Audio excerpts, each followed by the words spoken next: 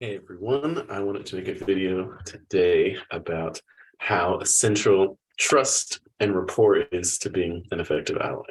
So most people understand trust. I've done a lot of videos about the level of trust, but it cannot be overstated how much this is the most important trait that you will have to be an effective ally. Because for whomever you want to ally with, if they don't trust you, they're not going to receive any help from you.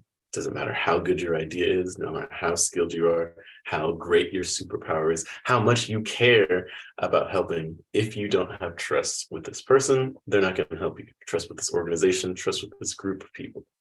And this also highlights what makes a lot of people ineffective allies, because they will try and get trust for a large set of people when there really isn't an interface to generate trust for. What does it mean for me as one person to gain the trust of the entire LGBTQ community, the entire disabled community, even the entire Black community? It really makes sense. I'd have to actually generate trust with each person from that community to get the trust of the whole. Or enough stories would have to be told about me in those communities, such stories that generate trust, that just on authority alone, just by hearing those stories, people will assume I'm a trustworthy person. But at the moment of actually engaging with people, the trust that you have to develop is still generated in the moment. And so there's another aspect of trust that doesn't get talked about a whole lot, which is rapport.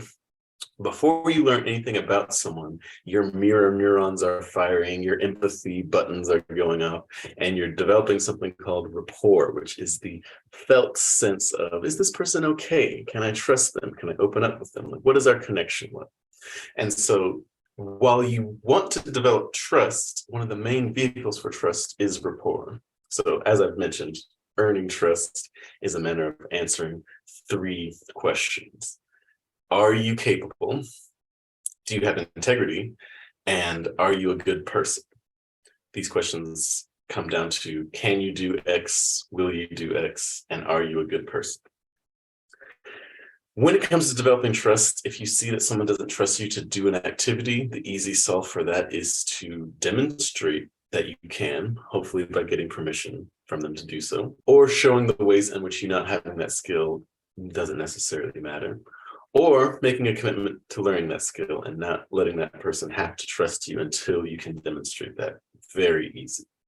As far as willingness goes, let's say you have demonstrated the skill. Now, will you show up? Will you use that skill in the way that enhances trust? That just comes from making promises, sticking with them, and doing it over and over and over. Many people will try and skip how long it takes to develop trust in the integrity standpoint and the willingness standpoint, because people are going to have to see you show up in a certain way a lot of times before they give you that trust. And in fact, it's a moving target for a lot of people. One person might think, oh yeah, I'll show up 5 times this way, and then they'll be able to trust it. It's like, no, showing up 5 times for a lot of people just means that you'll show up 5 times to something. Trust can be often very difficult to earn. And so the ability to dig deeper, to earn the trust, to find out what are the actions that actually generate trust, what are those, is essential to building that type of relationship. So while you're in the process of trust building and you aren't able to demonstrate your skill, you aren't able to show your willingness, is where the "are you a good person" question comes from. This question is very difficult. If you can avoid it at possible, that's key. But for a lot of people, the barrier of, I don't think that person's a good person, so I'm not going to trust them, can sometimes be the biggest barrier. And what people tend to do, a lot of people won't admit this, this is what they do, is they'll look for signifiers of what they think goodness is and substitute that for someone's goodness. So here's my belief. I think that everyone is inherently good at whatever level of development they're trying to solve their problem at. And that most of our conflicts come from the fact that we're operating from these different levels that we're expecting people to show up in a certain way.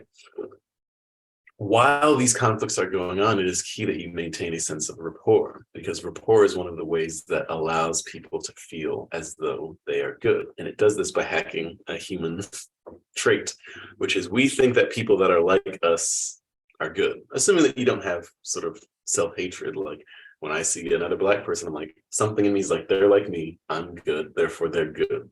And so finding ways to generate rapport is really what we're doing when we do small talk, when we're chatting with people. We're maintaining that sense of rapport so that we can stay in relationship enough to earn the trust that it actually takes to provide transformation. So how do you generate rapport?